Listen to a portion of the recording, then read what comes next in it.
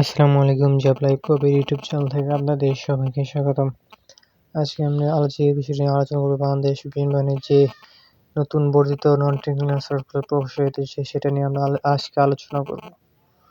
বাংলাদেশ যে বিমান বাহিনীর যে সার্কুলার দিচ্ছে, আপনারা যারা অনেকে প্রশ্ন করছেন যে আমি একবার মাঠ করেছি, আমি কি আবার আবেদন করতে পারবো? এটা অবশ্যই আপনাকে দেখিয়ে দেওয়া হবে যেখানে আপনারা আবেদন করতে পারবেন কিনা। এখানে নন টেকনিক্যাল মে status unmarried education SSC district যারটা দিবেন টাঙ্গাইল। আপনি যদি এখানে আবেদন করতে চান অবশ্যই আপনার বার্থ সার্টিফিকেটের নাম অনুযায়ী অবশ্যই ফুল নামটা দিবেন।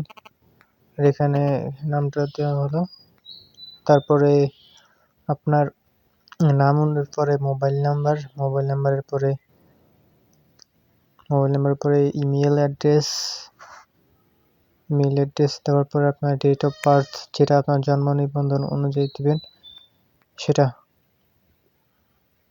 দেওয়ার পরে আপনি তারপরে জেন্ডার মেল বা ফিমেল যেটা আপনার হন সেটা দিবেন।